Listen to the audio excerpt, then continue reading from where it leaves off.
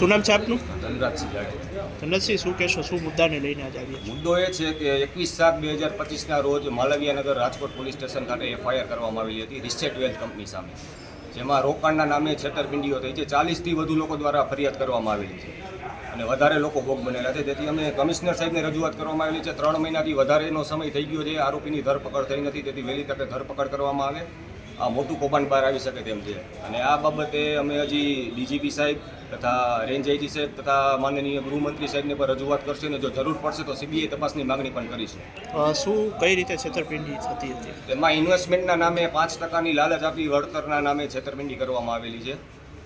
તે માટે અમે રજૂઆત કરવા કમિશનર સાહેબ પાસે આવેલા છે.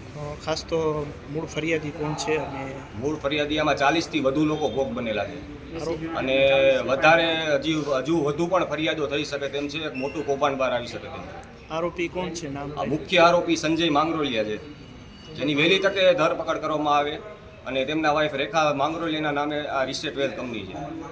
કઈ જગ્યાએ કંપની આવેલી છે? કંપની છે આરકે ટાવર મોવડી ચોકડી પાસે.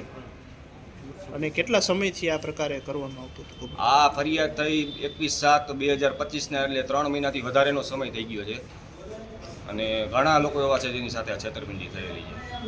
આપનું નામ, આપનો હોદ્દો? હું ધનરાજસિંહ જાડેજા, એડવોકેટ છું. શું નામ છે આપનું? મારું નામ કિરીટસિંહ જાડેજા છે. મારું ગામ નાના મોવા છે. રિઝેટ વેલ્થ કંપની કરી છે RK primer 150 foot ring road ઉપર, જે છેલ્લા 7 વર્ષથી આ ચાલુ હતી.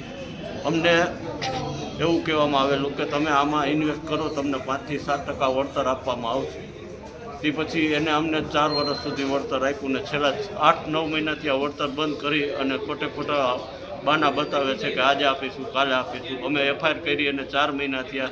છેલ્લે એને એવા કીધું કે આ લોકો લેવાનું નથી કાંઈ અમારી પાસે, છતાં અમને ખોટા પરેશાન કરે છે. એના માટે સામાન્ય પબ્લિક હેરાન થાય છે.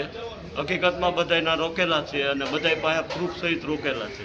કેટલાના નાણાં રોકાણ હશે? અમારા ઓછામાં ઓછા 75 થી 80 જણા અમારા ગામના રોકાયેલા છે. કેટલા રૂપિયા હશે? અંદાજે 5 કરોડ 85 લાખ રૂપિયા જેવું રોકાણ છે બધાયનું ભેગું થઈ.